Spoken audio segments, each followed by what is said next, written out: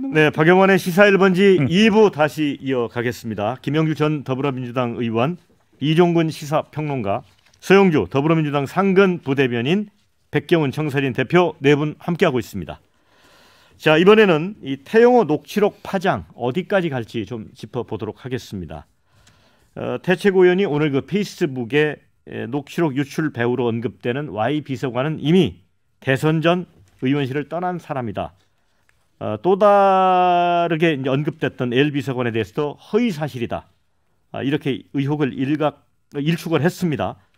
그래서 이제 이 허위 사실에 대해서는 뭐 엄중하게 대처하겠다. 이렇게 되고 있는데 문제는 저는 이제 항상 이 녹취록 파문이나 이렇게 터지다 보면 그 본질은 사라지고 누가 흘렸냐, 누가 그걸 제공했냐 이런 쪽으로 흘러가거든요. 이게 사실 바람직한 방향은 아닌 것 같습니다.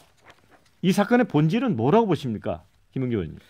뭐 아무래도 이제 결과적으로는 대통령실의 그 말에 의하면 결과적으로는 공천 개입할 의향을 정무수석이 비쳤다. 최고위원에게 대통령실이 발언을 이거 해라 저거 해라. 만약 말 그대로만 듣는다면 그건 굉장히 문제가 있는 거고 심각한 어찌 보면 현재 저는 솔직히는 사실 뭐 대통령의 공천 개입이 문제가 된다고 생각하지 않아요. 우리 법이 저는 좀 이상하다고 생각합니다. 현실적으로. 왜냐? 서울시장, 광역단체장 당직을 다 갖고 있어요. 정무부시장은 없습니다. 대통령도 사실은 어떻게 보면 당원으로 당 행사에 오시는 분 아닙니까? 네. 그런 의미에서 사실은 자연스럽게 당의 중요한 인물로서 공천 개입할 수 있죠. 그게 나는 법으로 돼 있다는 것도 사실은 지금 그 논의는 떠나고 그렇지만 어쨌든 현행법을 존중하면서 가급적이면 당의 자유를 맡기는 그런 개념인데 근데 두 번째는 태영호 의원이 말에 앞뒤가 안 맞다고 생각하는 부분은 있어요. 이진복 수석처럼 매주 일어나는 최고위원 발언을 평가해서 이걸 점수화해서 이 사람은 공천 주자, 이 사람은 공천 주지 말자 정무수석과 대통령이 그런 논의할 거냐 그건 좀 과하다 그런 생각이 들고 어쨌든 기본적으로 일정한 그런 패턴의 논의가 있었기 때문에 이 일이 벌어졌다는 데 대해서 진위가 몇 프로 순도가 몇 프로인지 모르지만 문제가 있는 대화인 것만은 사실이다 하는 거죠. 자, 이종근 의원님. 어쨌든 이 정무수석의 발언이 사실 여부는 이제 확인이 안 됩니다. 부인하기 때문에. 어쨌든 부적절하게 비춰지지 않아요? 어떻습니까? 전 대단히 부적절하죠. 왜냐하면 정무수석실의 이 일이 무엇이냐라는 그 범위부터 사실 우리가 공유하는 부분이 있잖아요. 그러면 저는 이 대통령실의 이 윤석열 대통령 정부의 가장 큰 문제 중에 하나가 정무수석실이 제대로 일을 못하고 있다. 지금 일부에서 뭐 서영주 대변인께서 계속 말씀하셨던 그 부분에 일견 저도 동의하는 부분이 뭐냐면 정무수석실이 일을 제대로 못하고 있다는 반증이거든요. 즉 정무수석실이 여당의 어떤 뭐 이 투쟁 의지를 북돋워주는 역할을 하는 게 정무수석실이 아니라 진짜 야당과도 계속 소통도 하고 또 물밑에서 사실은 대통령실의 진언은 무엇이다라고 야당에 계속 이야기하고 하는 그런 부분들이 정무수석실의 좀 가장 큰 이 역할이라고 생각을 하는데 도리어 지금 뭐 여당 최고위원들의 최고위 발언을 지금 정무수석실이 일일이 뭐 체크를 한다든지 또는 그걸 뭐 반영한다든지 이런 뉘앙스로 얘기를 만약에 했다고 한다면 그 이진복 수석이 정말 오버한 것 같고요. 두 번째는 태영호 의원도 사실은 지금 비판의 대목에서 벗어날 수 없다. 그런 이야기를 들었을지라도 그러면 그 문제를 어떻게 자기가 사실 소화를 하고 그걸 정무적으로 판단해야 되는데 그걸 그대로 비서관들한테 옮겨서 자 그럼 우리가 어떻게 할까라고 회의를 했다는 건 정말 정치 초보적인 그런 판단이고 그런 발언이었다라는 생각입니다. 그런데 제가 볼 때 이 파문이 지금 예를 들어 이제 대통령이 여기서 나설 문제는 아닙니다만은 대통령실에서 당사자인 정무수석이 어떤 뭐 책임을 지던가 어떤 그런 식의 어떤 행보가 나오지 않는 이상은 그 태영호 의원의 전원 형태로 전달이 됐지만 발언 내용이 너무 구체적이어서 이걸 국민들이 납득하기는 쉽지 않을 것 같아요. 그렇죠. 네. 그러니까 이제 녹취록 앞에서는 명백한 증거 아니겠습니까? 그래서 이제 시점을 가지고 얘기를 하거나 아니면은 이제 그 흘린 사람의 문제를 탓을 돌리는데 그거는 맞지 않습니다. 내용의 본질이 중요하죠. 저는 태영호 의원의 뭐 과장된 표현이었고 보좌진한테 그냥 잘 뭐 안심시키기 위해서 했다. 네. 말도 안 되는 소리예요. 네. 의원이 뭐 저 보좌진들한테 뭘 잘 보이고 싶어서 안심을 시킵니까? 본인 얘기를 하는 거예요. 그리고 의원실 자체에서 뭐 많아봐야 보좌진이 9명인데 그 9명 중에 뭐 몇 명 있다고 치손? 거기에서 이거를 과장되게 하고 거짓말이라고 한다면 그러면 태영호 의원은 숨 쉬는 것 빼고는 다 거짓말이에요.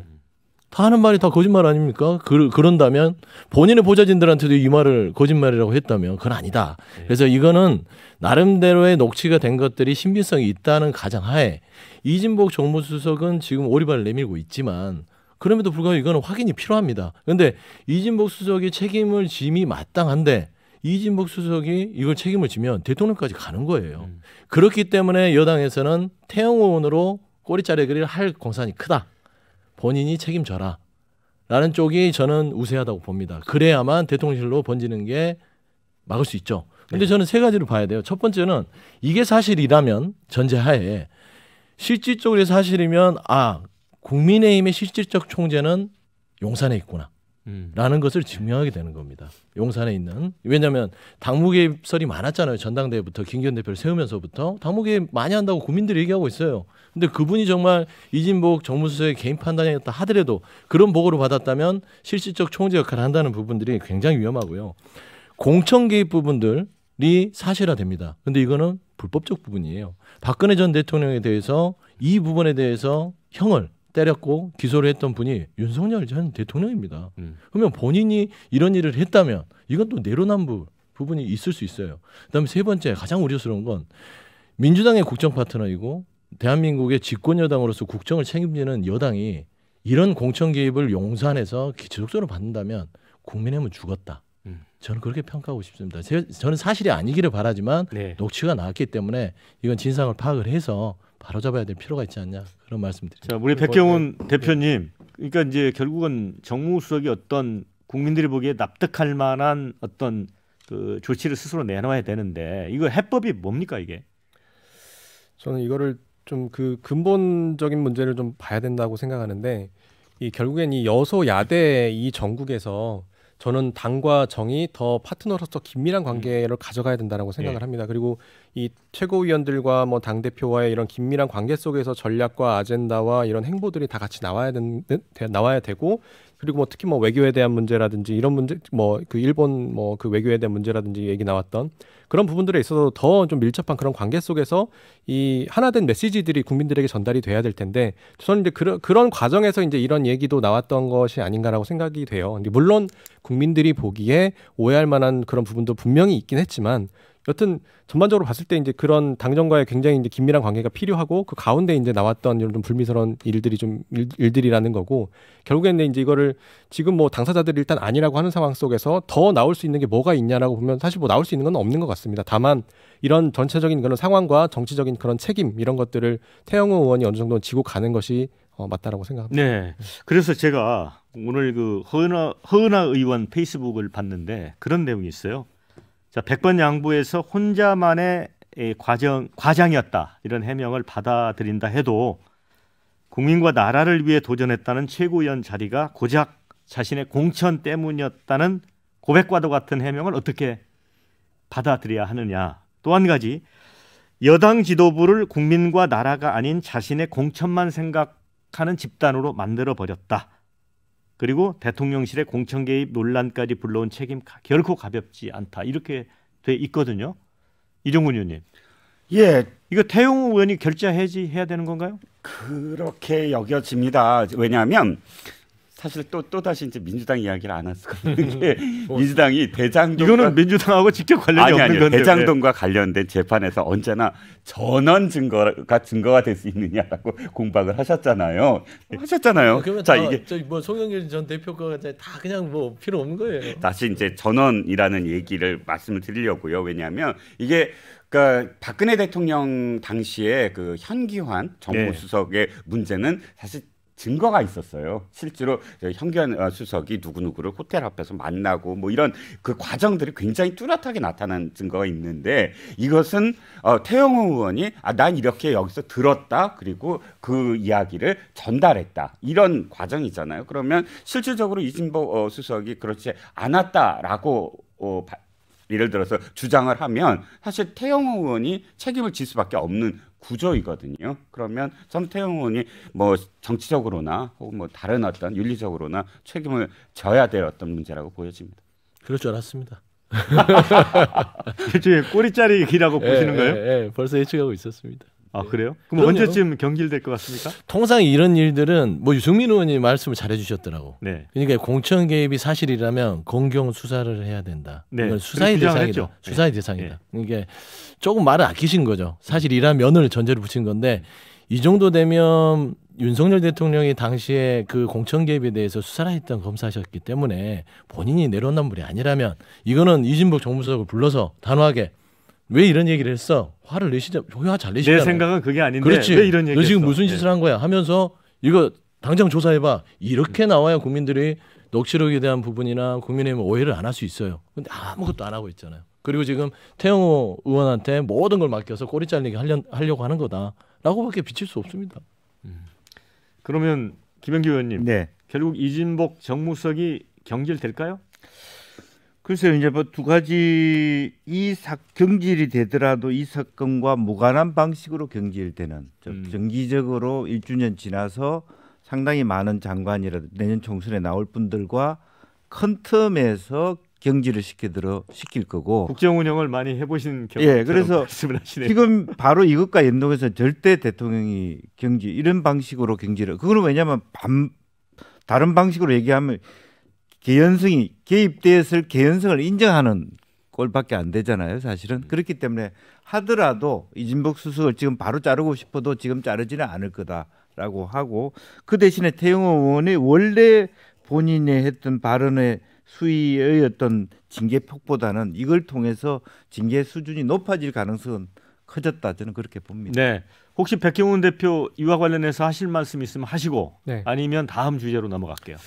이게 사실 이제 태영호 제가 이제 그동안 북한 인권, 북한 민주화 운동을 해왔는데 하면서 이제 태영호 의원님을 여러 번 또 뵙기도 했고 개인적으로 이제 그런 정치적 기대감도 많이 있었는데 사실 이번 사태와 이런 결과를 보면서 많이 사실 예. 개인적으로 안타까운 것도 예. 사실이고 물론 이제 더 이런 정치적 꿈을 더 많이 잘 펼치셨으면 좋겠지만은 결국에는 이건 뭐 본인이 스스로 결단을 해야 되는 문제라고 잘못했다 생각합니다. 이런 말씀이시죠? 네. 자, 다음 주제로 넘어가겠습니다.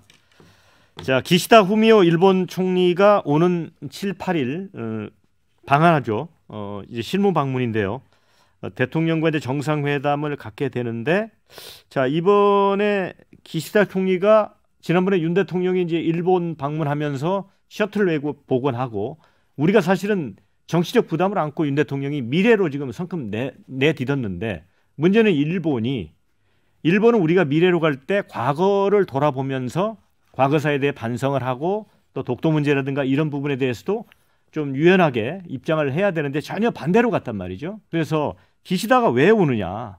그러면 강제동원 해법에 대해서 좀 국민이 납득할 수 있는 진정성 있는 이야기를 할 거냐? 근데 어떻게 생각하십니까, 이종근 의원님? 가능성이 있습니까? 저는 이렇게 생각합니다. 지금 일본 측 입장을 한번 보죠. 저도 비판받을 지금 가능성이 좀 있지만 일본 측 입장은 언제나 한국에 대해서 사과를 했는데 그 다음에 또 다른 얘기가 나온다.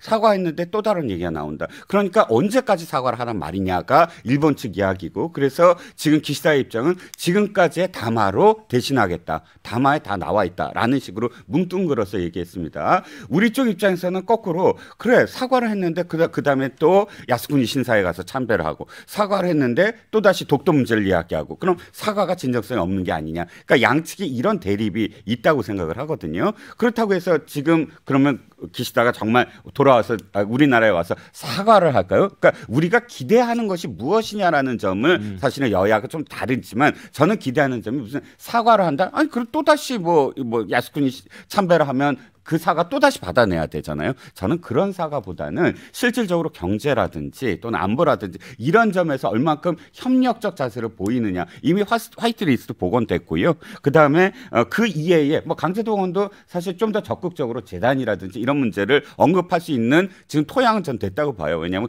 그 직전에는 선거 직전이었고 지금 선거가 어느 정도 끝났기 때문에 그런 부분에 있어서는 상당히 전향적으로 나오지 않을까. 그 단초가 화이트리스트였다라고 봅니다. 네, 그런데 원래 이제 G7 정상회담이 이제 19일에서 21일 예정이 돼 있어서 원래 한일 정상회담은 뭐 여름쯤 열리는 게 아니냐. 근데 좀 앞당겨진 측면이 있어요. 그래서 이제 그 속내를 놓고 여러 가지 이제 분석들이 있는데 그중 하나가 지금 이제 후쿠시마 원전 오염수 그걸 이제 방류하려는 게 이제 일본의 생각인데 이 부분과 관련해서 우리 정부에 좀 긍정적인 답을 얻어내려는 게 아니냐라는 일부 보도도 있어요. 그런데 이제 그거는 뭐 굉장히 민감한 문제이기 때문에 어찌 결론이 날지 모르겠는데 서영주 부대님 어떻게 생각하세요? 왜 이렇게 앞당겨 올까요? 저는 이제 여러 가지 뭐 분석들이 있겠지만 이 한미 정상회담 이후에 한미일의 어떤 신냉전 체제에서 북중로 한미 안보 공조에 대한 거를 이번에 확정을 짓자. 라고 그다음 미국과 일본 간에 좀 암묵적인 어떤 이야기가 있지 않았을까 생각이 들어요. 왜냐하면 셔틀 외교 자체가 여름으로 알고 있었거든요, 일정을. 근데 갑자기 이거 땡겼어요. 근데 지금 보면은 윤석열 정부에서 비판을 받는 여지, 뭐 잘하는 것도 있겠지만 일본과 미국에 너무 포주기식 외교를 했다. 굴욕적이고 뭔가 그냥 퍼포먼스만 있고 뭐 손에 잡히는 게 없다. 미국도 그렇잖아요.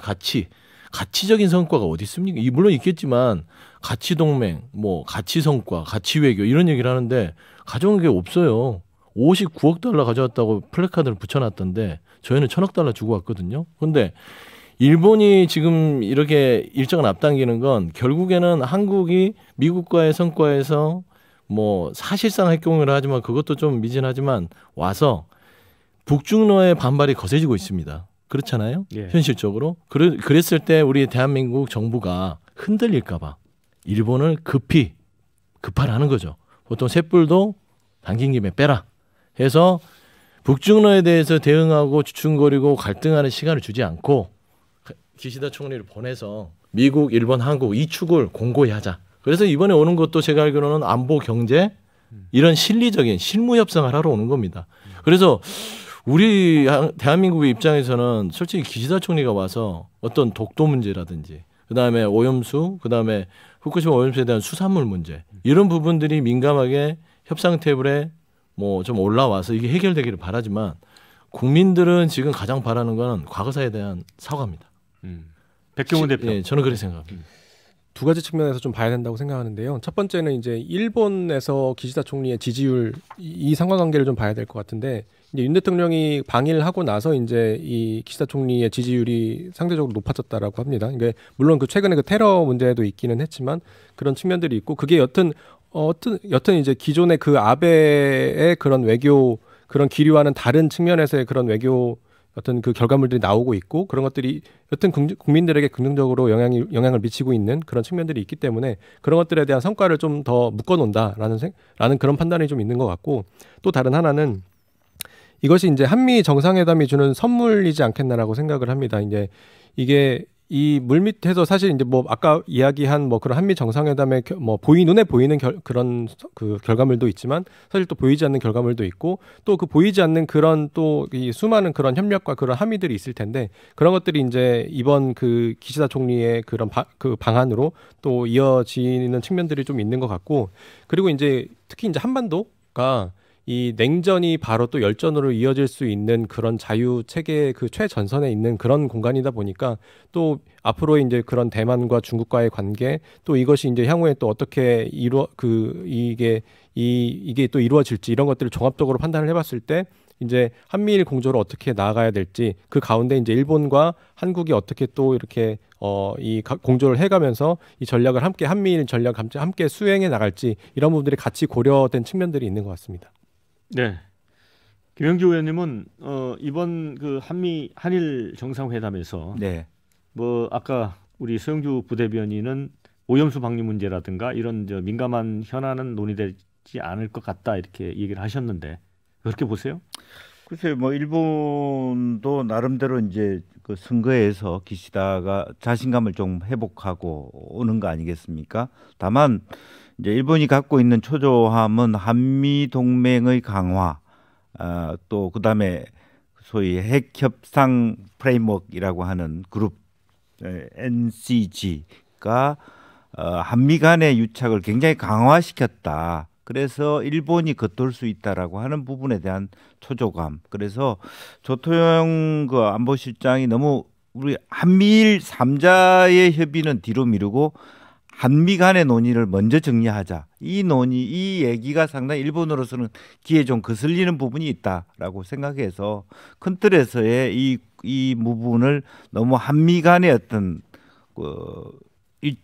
픽스가 되기 전에 한미일로 좀 바꿔야 되겠다는 것도 하나 있고, 또 숨어 있는 어제는 어쨌든 오염수 수산물부터 좀 문을 좀 열어달라라고 하는 것부터, 또 실제적으로 한편으로는 아마 그 동안에 이제 중국이 문을 닫히면서 일본 경제계의 고충도 있을 겁니다. 겉으로는 의연했지만 화이트리스트 뭐 한국을 규제했지만 그 규제를 통해서 한일 간의 관계 고착화로 인해서 일본 경제계의 고충, 고민들이 있었을 거라고 봅니다. 이번에 아마 경제 수장들을 기시다가 같이 데리고 왔다면 우리는 우리 나름대로 어려움이 있었지만 일본이 훨씬 더 큰 어려움에 직면하고 있다는 면에서 아마 안보 문제와 그와 같은 재계의 고충들을 우리한테 굉장히 많이 말하자면 주도적으로 뭔가 제안하는 그런 자리가 될 것 같고, 우리는 많이 또 어떻게 보면은 우리가 생각하는 징용 문제 해소 그런 것보다는 더 많은 과제를 윤 대통령이 떠안을 그런 공산이 크다, 그렇게 봅니다. 네, 소영주 부대변인님. 네. 근데 제가 좀 여쭤보고 싶은 게 이제 삼중 수소 문제 있잖아요. 네. 그 후쿠시마 이제 제1원전 오염수와 관련해서 이게 이제 H3니까 이제 3배 무겁다고 그래서 삼중 수소라고 하는데 이게 이제 몸에 들어가면 여러 피폭이 된다는 얘기잖아요. 근데 물론 이제 이게 자연계에도 존재하기 때문에 큰 문제는 안 된다. 여러 가지 이제 논란이 있더라고요. 그 자체가. 그런데 어쨌든 국민들이 볼 때는 이제 수산물 수입과 관련 연동이 되고, 또 오염수를 뿌리면 미국 쪽으로 갔다 한 3년에서 5년 사이에 이제 제주도로 온다고는 하는데 이게 굉장히 좀 중요한 문제거든요. 근데 지금 국힘은 아마 TF를 만든 것 같아요. 그런 의견을 듣고 어민들의 또 불안한 그런 느낌도 있고 해서 우리 민주당에서도 그 관련해서 좀 민생 차원에서 좀 국힘하고 함께 뭘 좀 해야 되는 거 아니겠습니까? 저는 언제든지 열려 있습니다. 네네. 이 국민 먹거리 안전 이건 무엇보다 중요하죠. 입으로 들어가는 거잖아요. 네. 그렇기 때문에 이건 정치적인 이런 부분이 있는 게 아니라 생활과 직결되는 거는요. 늘 저희가 말씀하지만 민생과 직결된 부분은 여야 무조건 만나서 얘기하자. 그 저희 주장해 왔어요. 그래서 원내대표끼리 최근에 뭐 박강원 원내대표 하면서 지금 윤재욱 원내대표죠. 그래서 두 분이서 그런 부분도 지금 논의를 하고 있는 걸로 알고 있고요. 이제 되셨지만. 근데 이제 후쿠시마 부분에 있어서는 저는 한 가지만 당부드리고 싶은 건 정부의 의지가 중요합니다. 그러니까 지금 미국과 일본이 우리 대한민국을 보는 부분이 저희 민주당이 한 나라의 어떤 같은 구성원으로서 우리를 너무 까탈스럽지 않게 생각하는 것 같아요. 저희는 좀 까탈스러워질 필요가 있다. 그러면 좀 만만하게 본다. 그렇죠. 만만하게 보는 경향이 있지 않냐. 외교는 그렇게 안 했으면 좋겠어요. 그거는 결국에는 크게 봐서는 여야를 떠나서 뭐 대한민국의 자존심이잖아요. 그런 측면에서 후쿠시마 오염수도 더 깐깐하게 하고요. 예? 그다음 미국에 대한 부분들도 더 깐깐하게 하고요. 대한민국의 안보는 우리가 우리 손으로 하겠다라는 좀 깐깐한 태도를 보이면서 협상 테이블에서 어떤 주거니 받거니 해야 되는데, 제가 보면 지금까지 다 퍼주다 보니까 일본이 지금 저희를 너무 반만히 본다. 그래서 후쿠시마 이런 부분들도요. 여당이 그런 걸 했으면 야당한테 먼저 해서 우리 힘을 합쳐서 일본이 함부로 우리 국민 입에 들어가는 먹거리에 무슨 허튼 짓을 못하도록 하자. 이런 것들 선언하고 하는 거예요. 환영합니다. 우리 백경훈 대표님. 저는 이 윤석열 대통령의 일본에 대한 이 전략이 저는 이제 역사적 그 선택과 책임이라고 생각을 하고, 물론 이제 지금 국민들이 이해 못하는 부분들도 분명히 있을 거라고는 생각하지만 저는 진정성을 갖고 계속 국민들을 설득하고 또 야당을 설득하고 해나가는 방법밖에는 없다라고 생각을 합니다. 또 보니까 또 민주당에서는 또 그 어떤 의원이 그 독도를 또 갔더라고요. 네. 뭐 독도를 가서 뭐 가야죠. 네네 아니 뭐 가는 것도 좋고 뭐 현수막을 뭐 전국에 독도는 우리 땅이라고 붙여놓는 것도 좋은데 독도는 우리 땅이라고 생각 안 하는 국민들은 없거든요. 일본이 안 근데 이제 이거를 이렇게 꼭 좀 더 성숙하게 이야기했으면 좋겠다라고 하는 생각입니다. 네. 근데 저 이제 독도 얘기 나오니까 사실은 제가 아주 오래전에 이제 독도를 취재했던 경험이 있어서 아주 나중에 이제 기회가 되면 말씀드리겠습니다. 시간이 다 됐거든요. 자, 오늘도 이제 네 분이 좋은 말씀을 해주셨는데 오늘 여기서 좀 마무리 짓고요. 유튜브 시청자 여러분께도 감사드립니다. 저는 내일 오전 11시에 다시 찾아뵙겠습니다.